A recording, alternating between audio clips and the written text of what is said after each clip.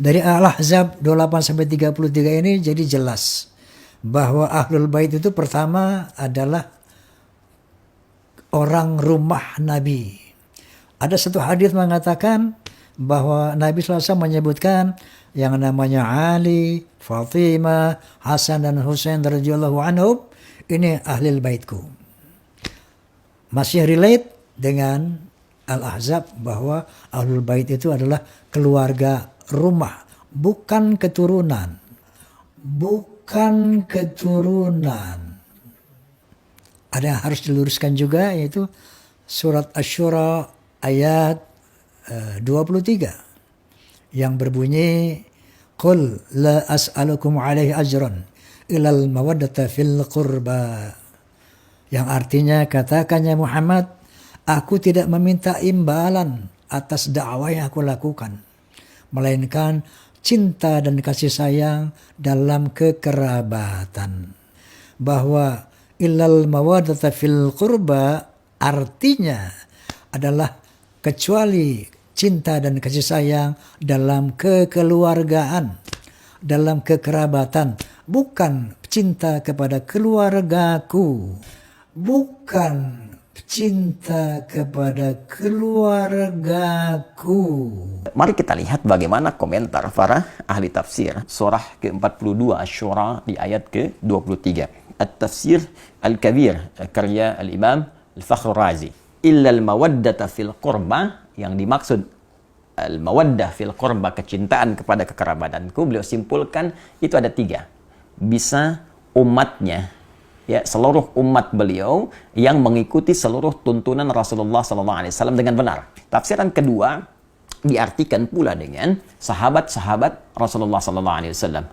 Nah, tapi yang paling menarik, ada yang ketiga, dan ini menempati level yang tertinggi, yaitu langsung keluarga besar keturunan Rasulullah SAW. Baik, ya, semua tersambung dari Al-Hasan ataupun Al-Husain ridwanullahu alaihima, yang keduanya tentunya tersambung kepada Sayyidah Fatimah Az-Zahra, ya, putri Rasulullah SAW, istri dari sahabat mulia Ali bin Abi Thalib karramahullahu wajhah.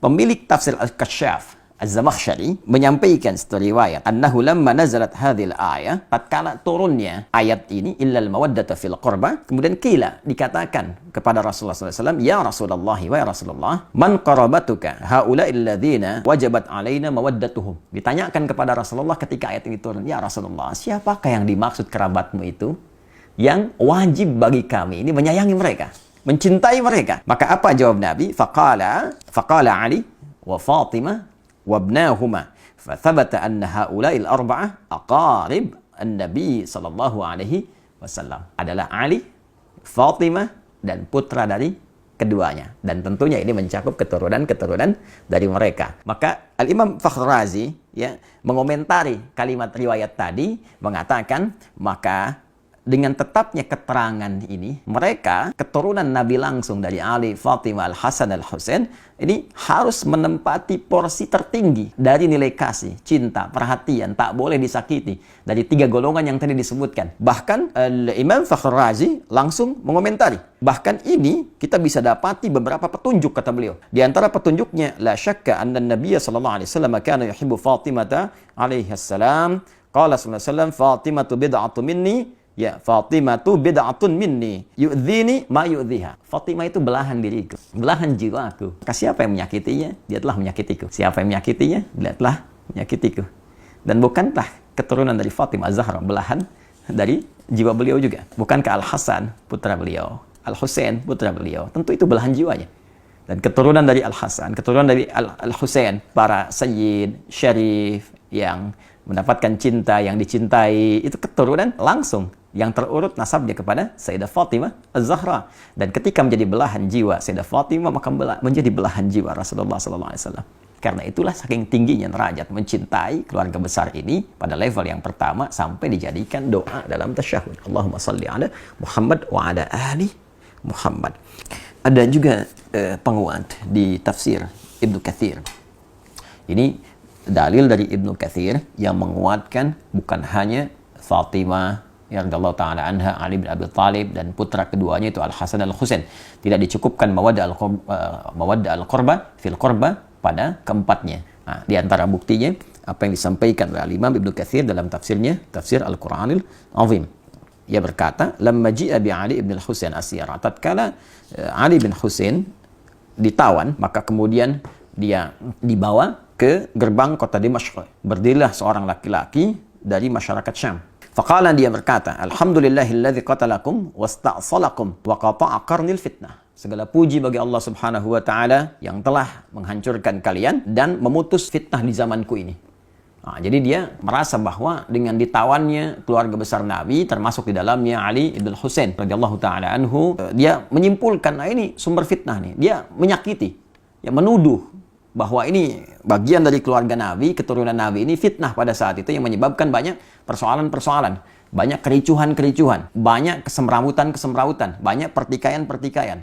Maka dia menyimpulkan ini dengan ditangkapnya, ditawannya orang ini, keturunan Nabi SAW dengan kalimat yang tak pantas tadi. Ya, saya nggak berani menerjemahkan dengan yang lebih kasar, ya, yang sesuai dengan apa yang dia katakan tadi. Saya mungkin katakan yang telah menangkap dia, ya. Kemudian dan menghilangkan fitnah di zamanku ini.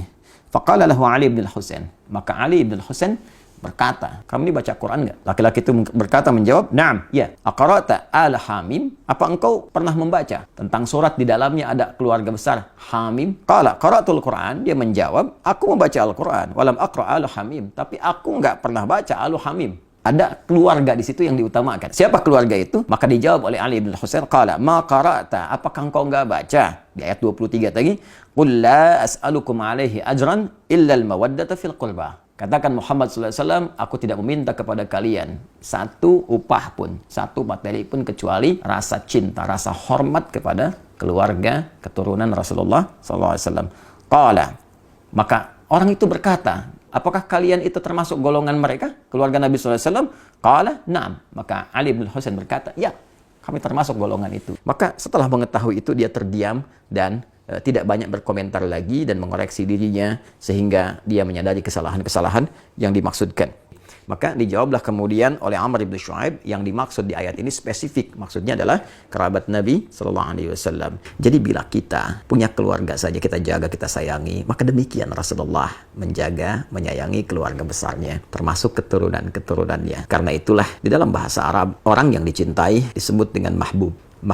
Orang yang mencintai disebut dengan muhibbun. Kalau kita ingin satukan keduanya, mencintai dan dicintai, maka kalimatnya berubah menjadi habibun. Habib, orang yang dicintai, ya, orang yang sekaligus mencintai. Maka seringkali keturunan-keturunan Rasulullah itu disebut dengan habib, untuk memberikan kesan bahwa keturunan-keturunan Nabi mesti menjaga nilai mawaddah yang diturunkan langsung oleh Rasulullah dengan banyak melahirkan cinta kasih pada sesama, baik dalam bentuk amar ma'ruf ataupun nahi mungkar. Dan saat yang bersamaan ada isyarat kepada kita untuk mencintai mereka, tidak menyakiti mereka, karena menyakiti mereka juga menyakiti langsung kepada Rasulullah SAW.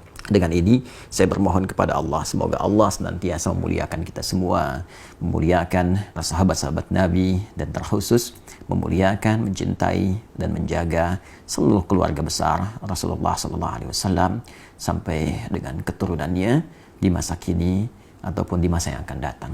Saya pun memohon maaf jika dalam setiap tutur perilaku ada tindakan-tindakan yang boleh jadi menyakiti keluarga besar Rasulullah SAW, dan semoga maaf Anda, kasih sayang Anda menjadikan peluang yang terbuka bagi saya untuk berjumpa dengan Rasulullah SAW dalam keadaan yang gembira bersama Anda semua dalam naungan ridha Allah Subhanahu wa Ta'ala.